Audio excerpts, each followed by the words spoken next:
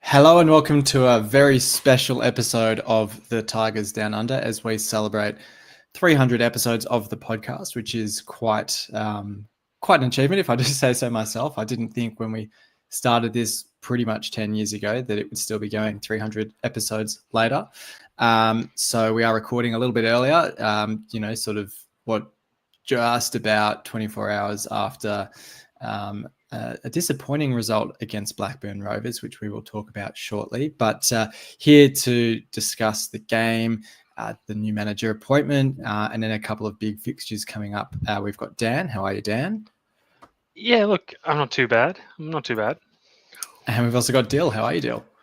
Good, mate. How are you? Yeah, not too bad either. The game itself, I guess, Blackburn Rovers, we were just talking before we went to air about sort of, I guess, the perplexing nature of the results when you sort of consider all the statistics, the number of chances created, even the style of play. I actually thought we played quite good football for a lot of the game, particularly that first half. I thought a lot of the one-touch passing, we were looking to get the ball forward. You saw the ball coming up the midfield and then Palmer flicking the ball out to one of the wingers or to Bedia.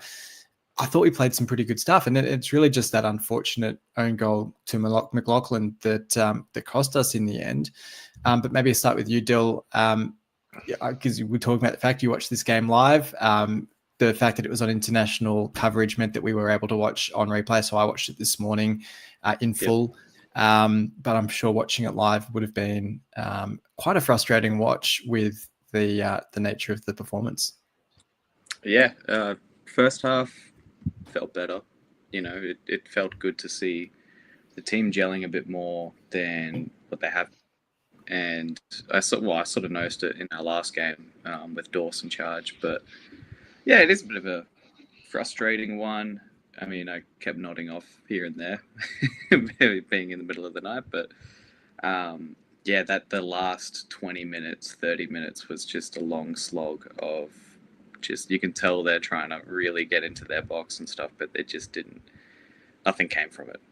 And Yeah. I don't know. Like you said, everyone sort of. It seemed like we gelled a bit better, but the final third just didn't come. And what did you say before? 14 shots, 6 on target. Better than Blackburn, but yeah. Did they even have a shot before about 70 minutes? I think obviously the goal goes in off a cross. Bit of a perplexing one. Yeah, Dan, what were your thoughts on it? Look, I didn't end up watching the game. I watched the highlights, so I don't have too much to talk about. But from that, it looked like we were quite positive, and I think looking at someone like Casey Palmer as an example, looked like he'd really had the shackles off, like a new man. Where I guess part of that is playing in his preferred position. Given the potentially sort of given that incentive to be the guy to lift the team up, carry him on his shoulders a bit, because he seemed to be sort of in amongst everything while he was on the pitch. A lot of really nice involvements, some clever flicks, some nice 1-2s, some nice runs, a couple of decent free kicks. So I think it seemed to be a little bit of Dawson, perhaps just go we played that the game against Borough, and it kind of seemed like, let's just sort of keep everything as similar as we sort of have been, and we'll just try and steady. And this one, it seemed like he made a few changes and sort of went, right, well, I'm going to put players in their positions, and we're going to sort of just and see what we can do, and we're going to get forward.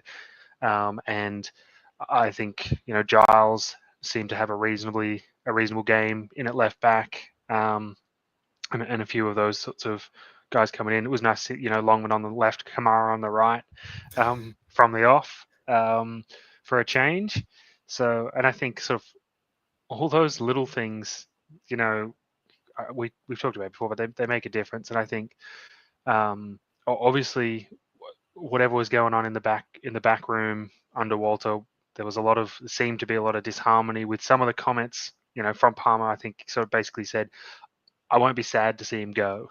So that kind of sort of gives you a bit of an insight and indication that or maybe the players weren't really behind Walter, or they weren't really buying into what he was selling. So, but I think it was, while typically frustrating. I think it was one of those. It's just when you're down on your luck and things aren't going your way, it just seems like they just keep piling on. So it was a bit unfortunate. I'd be intrigued. I don't know if you heard anything about why Jones wasn't. I was in the gonna, squad at all. no, yeah, because I thought before the game, Baz came out and said we had a clean bill of health, obviously apart from the ACL injuries. So I was a little surprised to see him not in the squad. I assume it must have been some sort of training knock, but not too sure.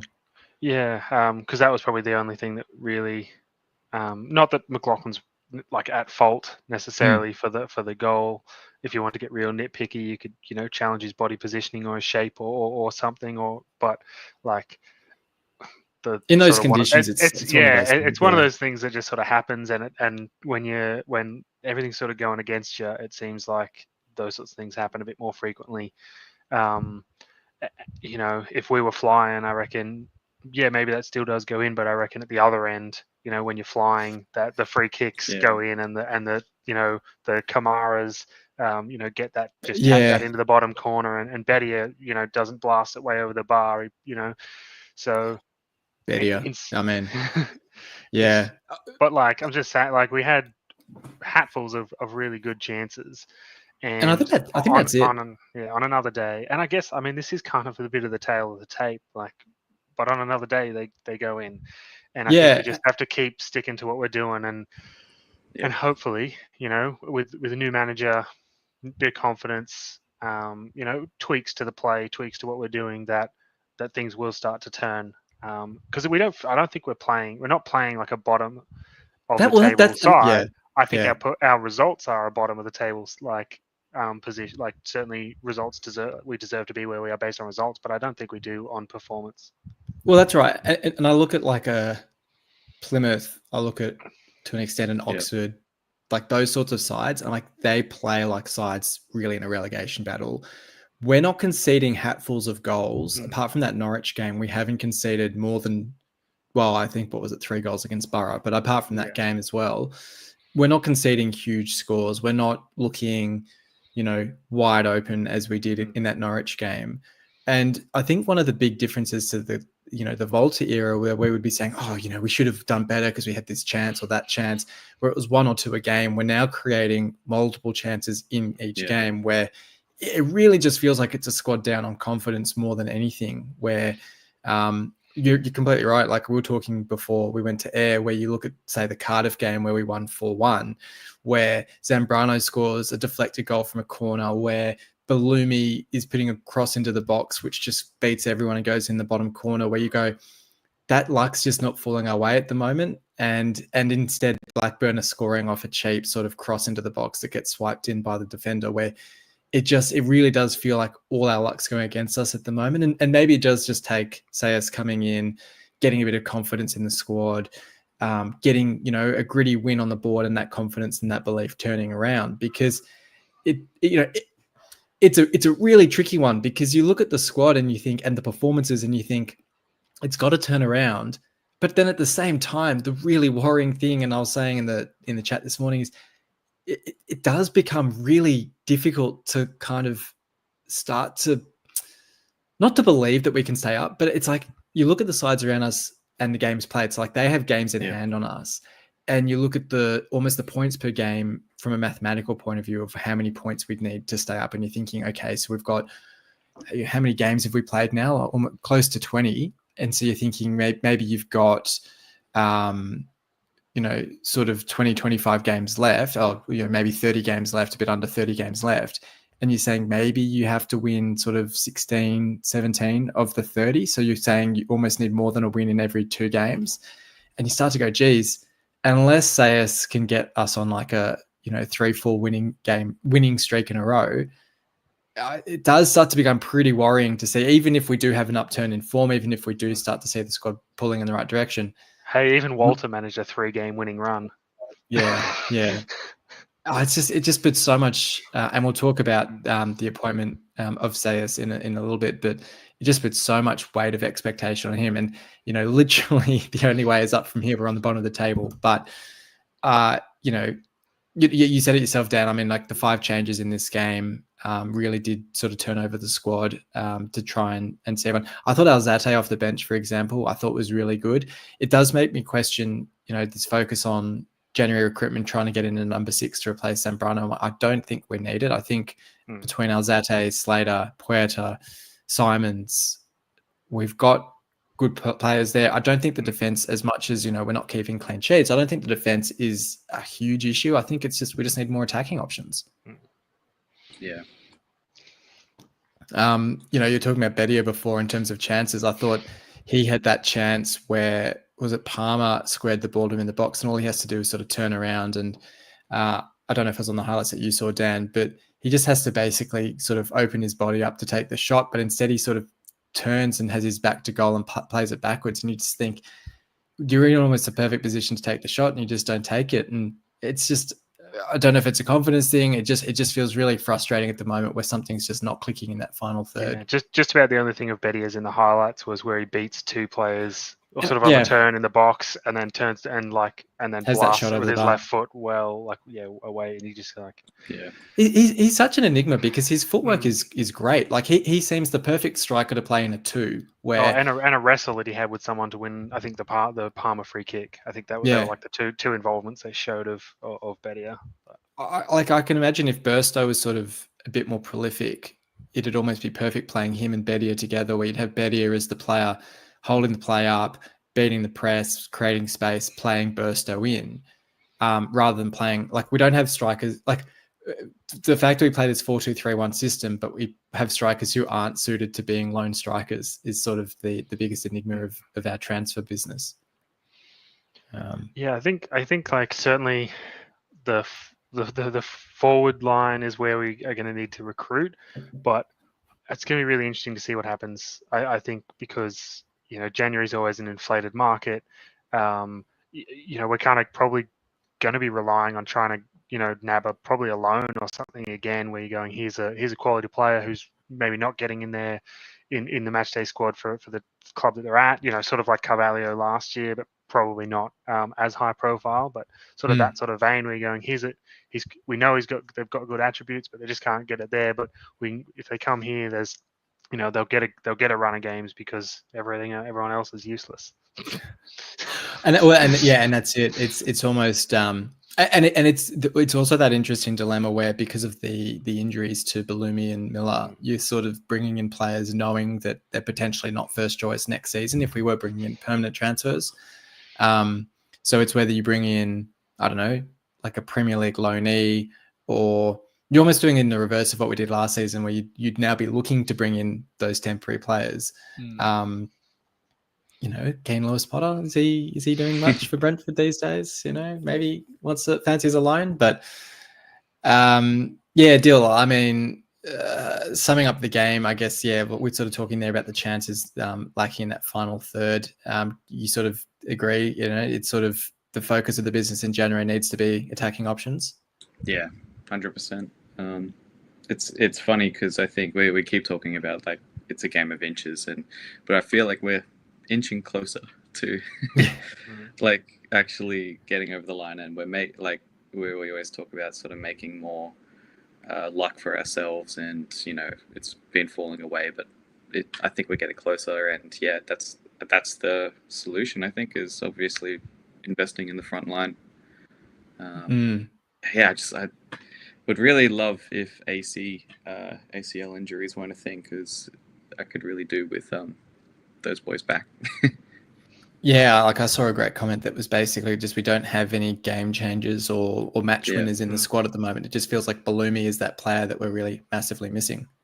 I feel like and I'm so happy to see Palmer doing what he needs to do, and it's funny how well you can do when you play players in that position. And it's just weird that Walter couldn't figure that out, but kind of reminds me of Seri in a way, where he can kind of control that midfield sometimes and sort of play off what other people could, bring to the table in the midfield. But yeah, I don't know. Someone to close out the game would be nice.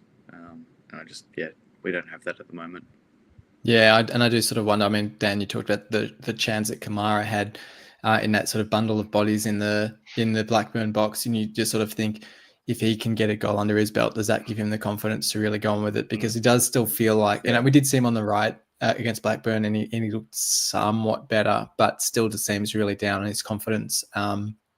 Whether say, I mean, it's going to be really interesting with Selles, because obviously he's going to be reasonably familiar with Kamara from last season, as well as Hughes, both players who did really well in League One last season.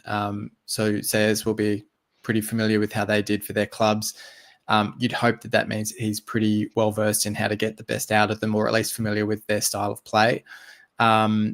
So it's going to be interesting to see what sort of impact he has on those guys. I mean, he has a very good reputation for working with younger players too. So whether you see sort of a Will Jarvis or Sellers Fleming sort of start to make a few more appearances as well could be quite interesting. And we might see a bit less of Pedro, for example.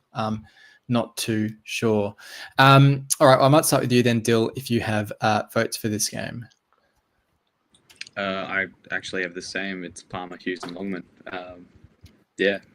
I think Palmer, I'm just glad to see him back in the fold in the way that he is, and he just brings a bit of confidence to everyone else, and he's that player. So and Hughes, obviously, I thought Hughes, you could tell he was doing as much as he could in that final 30 minutes to bring the ball upfield, and he's in the back line, but he seems like a motivated player, which is awesome to see. Yeah, Dan, granted, I mean, you only saw the highlights, but what were your thoughts on play? I thought this was like a really tough one. Like, it did seem like there was those sort of three players, and it'd be interesting to know if the highlights sort of focused on any other players potentially. From the highlights, I pulled Palmer, Slater, Hughes. So Palmer was in everything. It was hard to tell, but it seemed like Slater was involved in a lot. There was a couple of he might have turned it over early, but then there was he recovered really well, and a few really nice challenges and stuff. Sort of battling in there the way he does. And Hughes, I think, is just really growing into a really nice leader in that back line. I think on that point when he had his shot, I think the commentary said he was the furthest back player, and he was taking a shot from 30 yards. So we were very well and truly camped on the edge of their box to finish that game.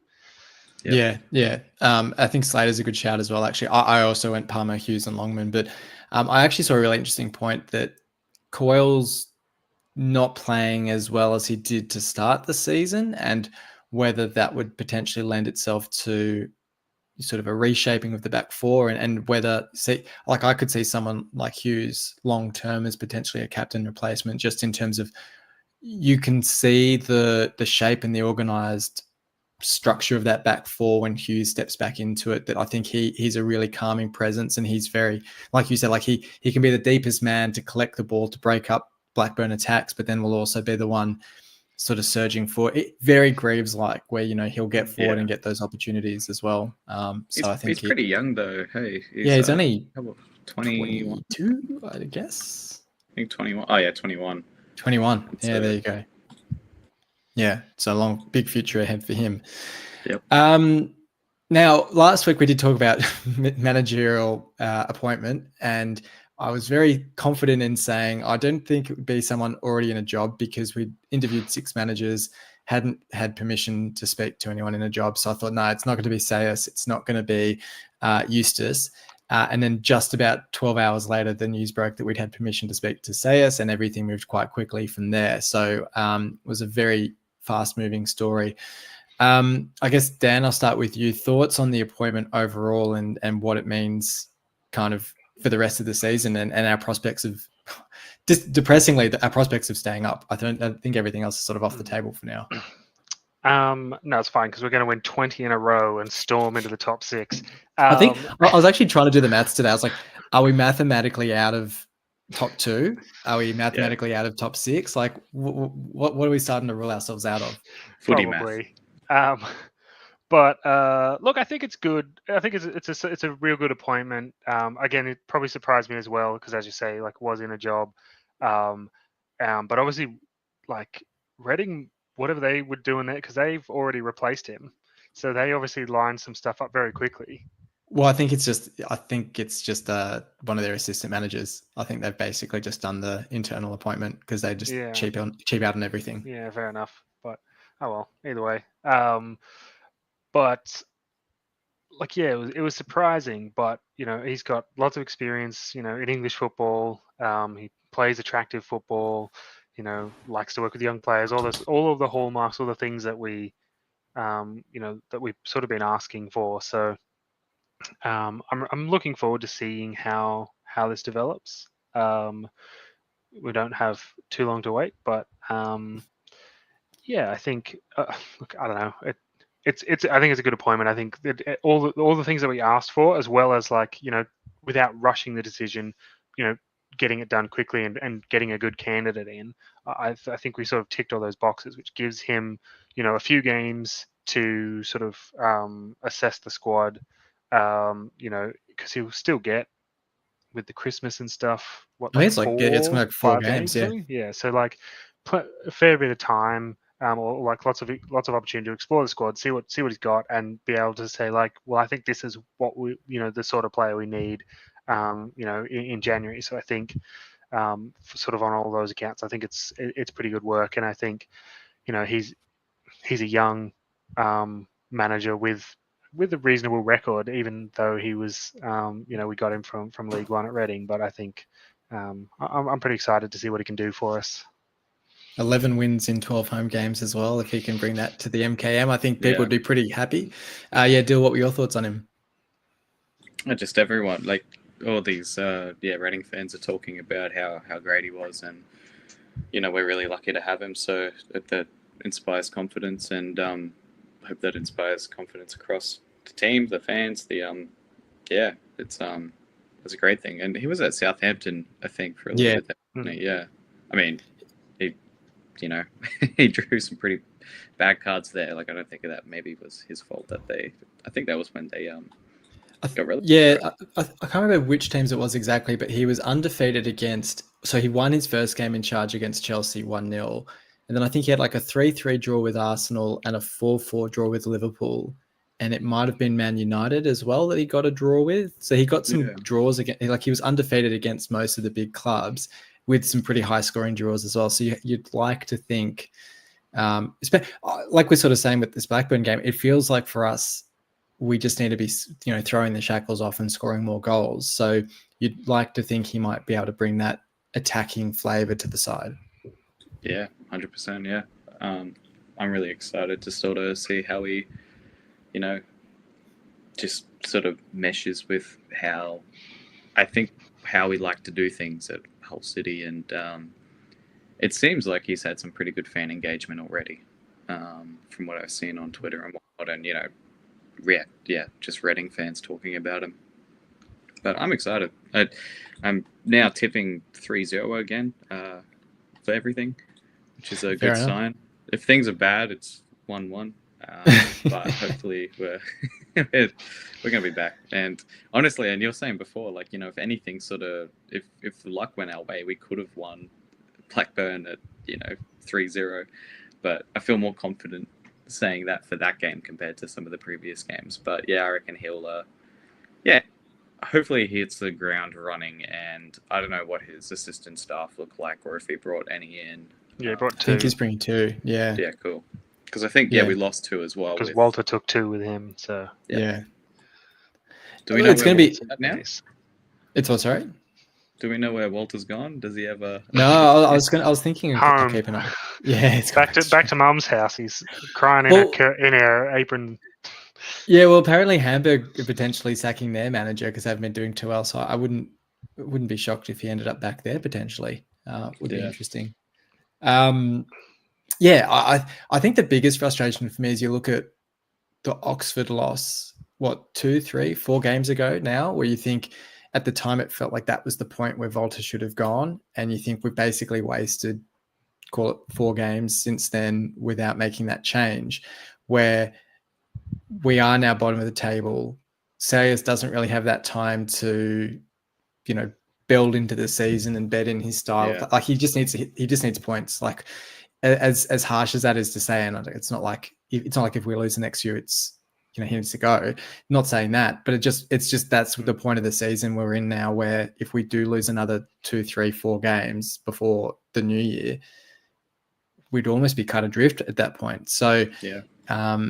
We do just need to start getting results however they come, which maybe to Jun's, in a Jun's favor, we'll start trying to win games 4-3, because it's just, we just got to go all guns blazing in these games. But look, I'm really excited as well. I think it's good to give him a few games before the January window to just see what he needs to do with the squad. And I mean, he saw all the flaws or all the faults with the squad against Blackburn in terms of, as we've been saying, like not being able to do much in the final third, that we can control the game, create chances, suppress, keep Blackburn to basically no chances themselves. And then it's just Reading got any nice young strikers that Selles has been working with? This was the thing. I saw something, and it's sort of unconfirmed. I saw something that as part of the compensation to Reading, there was some clause included that we can't buy players from Reading in January. But I don't know. Like, that seems a bit fanciful. That seems like something that you might say to appease the Reading fans. But it would be sort of a shame if we can't buy them. The other Ruben, when he signed for Manchester, he was like, "Oh no, I'm not going to go back to Lisbon." I'm not going to buy Gyökeres straight away. Yeah. Because it would be a bit frustrating if, Reading gets picked off by other championship clubs buying all their good players, and then we're sitting there just being like, oh, well, we can't buy them. It'd be a bit of a shame. Because I think they've got like, some young striker that was doing quite well for them. And like, I think Robbie Savage's son plays him as well. I think he's a winger. So there would be a few options there that are meant to be quite good players. That you'd think would be pretty keen to join up with, say, with us. But, look, you'd hope even like a Southampton, potentially, maybe we get some players out of them who might have a working relationship with him. Will be interesting. Look, it's going to be an interesting couple of weeks. Now, it makes for an exciting couple of games coming up, which is probably a good segue into Watford midweek and then Coventry on the weekend. I think Watford probably the more winnable of the two, although Coventry not in great form either. I mean, Frank Lampard appointed recently a draw and, close win over Millwall in his first 2 games in charge. Cleverly doing like a crazy job for Watford. I mean, they were tipped to just about finish last in the championship pre-season, and they're up and around the top 6 at the moment. But Watford do still seem like they're a little bit like Blackburn in that sense, where they're up there fighting for the top 6, but they do feel like they're a team that if we do, sort of turn up well organised, well drilled, we could nab the win against them. But it's a reasonable 2 first games for Sayers. It's not, Leeds and Burnley or something like that. 2 games where if we could get something like 4 points from that, all of a sudden that looks absolutely brilliant. But Dan, what are your thoughts heading into those 2 games? Look, I don't know, to be honest. I'm really hopeful. Like, I think, to be honest, any points out of those 2 games, which is like sounds real desperate, but like, we're desperate. I mean, we really are. But even just a draw would just like stop that run of losses. Like, even if it's a 0-0 draw, like you'd go, you know what, we kept a clean sheet. They didn't we got a point. That that's a step in the right direction. I just think it is still going to be pretty tight with only a couple of training sessions, under the new manager. So I think it's going to be tough, but I think I'd like to think and hope that we sort of can, I think the confidence has built, even just since Walter went out the door, even just like Dawson has just sort of tried to make them believe in themselves again and sort of let the shackles off a little bit. And sort of seems like he's just said, you guys know like how to play football, so just go out and do your thing. Just play, get the ball forward. We'll try and score some goals. As opposed to what seemed to be a very very structured, very well not structured, but like there was a very like planned way of like playing the game under Walter, where it was, we had to go here and then Don't use the ball had midfield. to go here, and yeah, exactly. Yeah. Don't play it through the middle because if we lose it, we're screwed. But I think that the between the Borough game and the Blackburn game, I think we saw some really nice improvement and a lot more confidence. So I'd like to think that we might be able to just continue to build on that. Be interesting to see whether there's sort of a change in shape or anything like that Yeah, I was going that to ask. comes under Sayers. I'm not really sure what his preferred formation is at the moment, but yeah, I'm pretty confident. I think like 4 points would be good, but I'd probably be happy with even 2, to be Oh honest. yeah, I'd be happy Like, with 1, to be honest. Just something, like we Yeah. said, just something. Just Yeah. get off this losing streak. Get some sort of points on the board. Yeah, it's an interesting point around shape formation. Dill, might throw it to you in terms of confidence heading into these 2 games, but then also off the back of that Blackburn game. Any thoughts on for a lineup, I suppose, in terms of anyone coming in? If Jones was just a knock, whether we see him back into the lineup, for instance. Maybe Alzate, I thought, looked pretty sharp, whether he gets a place in midfield. Those are, especially Jones. That's the only thing I can sort of think of at the moment. I wouldn't even be mad if we kept the same game plan as what we did against Rovers. It didn't work in terms of like the final third, but like it just seems like we are now in a better position, and hopefully, say, as he brings even more out of them. And like you said, like, I don't want to get superstitious, but if Jones was there, maybe we don't concede. Hey, that's a great point. I mean, it's his replacement. Yeah. But it's so rough for Maka. Like, I feel bad because like he's sometimes an easy target for a lot of people online and whatnot. But he doesn't have to prove anything. I think he's traditionally done pretty well. Yeah. And, if when he's in form. So yeah, I don't know. And, I think. No, I was just going to say it's a good point actually with Maka and Hughes in terms of their range of passing. I think Maka's actually got a better long ball on him, and we saw against Blackburn there was some great diagonals coming from McLaughlin and Hughes up to the wings, and I mean the conditions probably weren't perfect for it. We saw a lot of them kind of get overshot, but you could see it was like the right intent, and we were getting the ball forward quite well. So it'll be interesting to see if Jones does come straight back in. I also wonder someone like Finn Burns, if he's a bit more technical, whether that's someone that Sayers looks at. I don't know how much, like, we're scrapping for any points that we can get. I don't know how much of a position we're in to get too cute with personnel, but if we can get a couple of wins or points on the board and we start to get a breathing space, maybe we do get a bit more expansive. But I'm like I was sort of saying to start with, I'm probably more confident heading into that Watford game than the Coventry game. Although Watford do have a sorry, that's only 2 days later, that Coventry game. That there's like a because I think it's like 4:45 for you guys, and they're on Thursday, and then Saturday at 9:30 or 11:30. Yeah, which is pretty rare actually. I was just thinking about it because it's the Thursday morning is the Watford game, and then Saturday early game even is the Coventry game. So 10:30 your time, 11:30 our time. Normally when you play the Thursday morning our time, so Wednesday night in the UK, normally you have the Sunday game. So that must be pretty uncommon to have that such a short turnaround, which in a way is even harsher on Sayers because he's only going to really have training on the Monday and Tuesday, I guess. Wednesday's the game, recovery, and then straight into the Coventry game. He's not going to have that much time to get ideas across to the players. We might see quite a different lineup maybe for Coventry.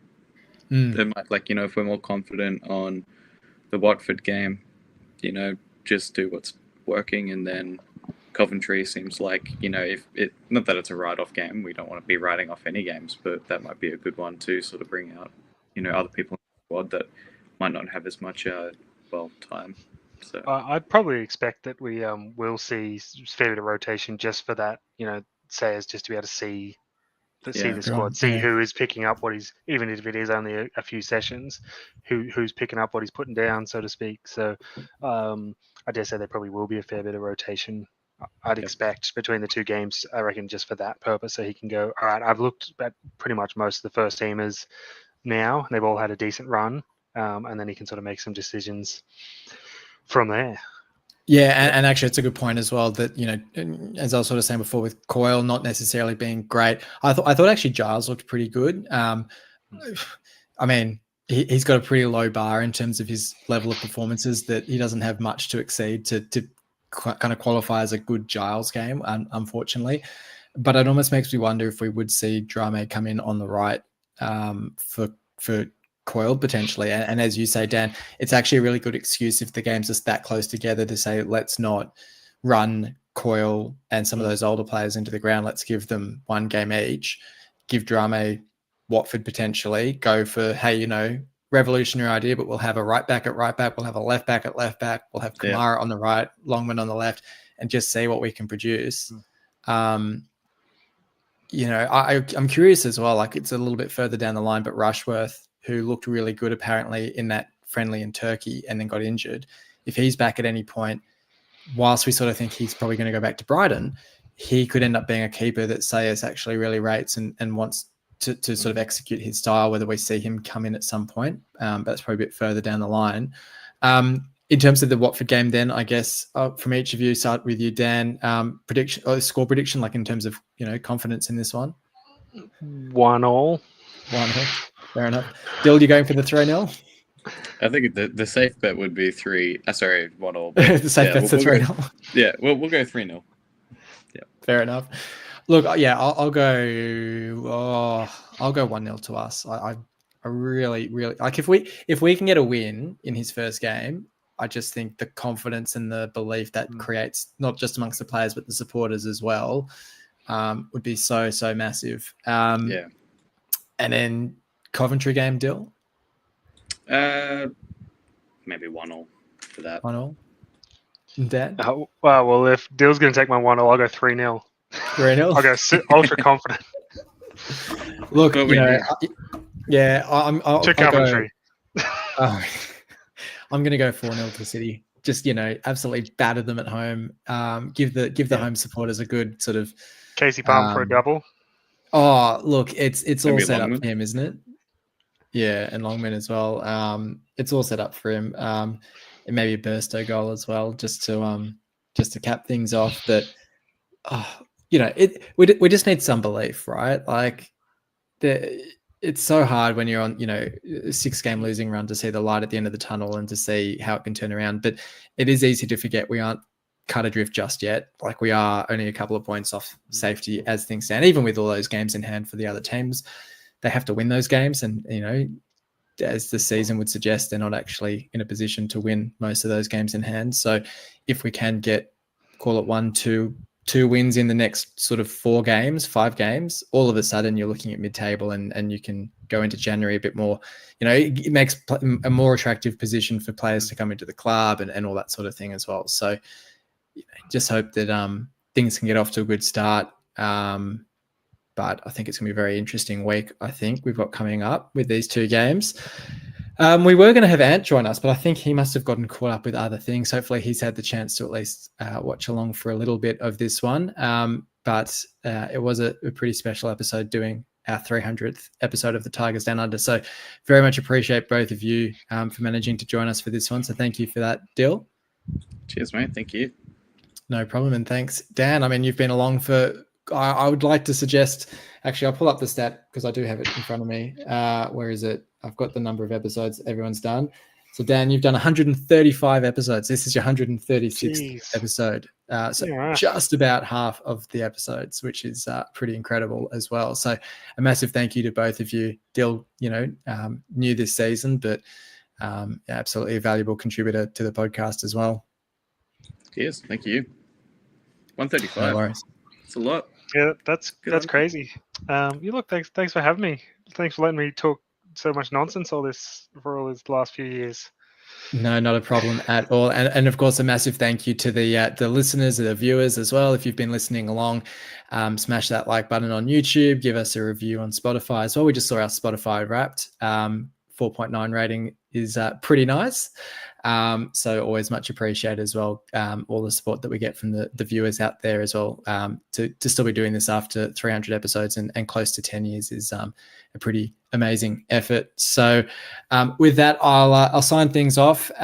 We'll be back next week, hopefully off the back of those 2 wins would be absolutely fantastic. But until then, come on, City.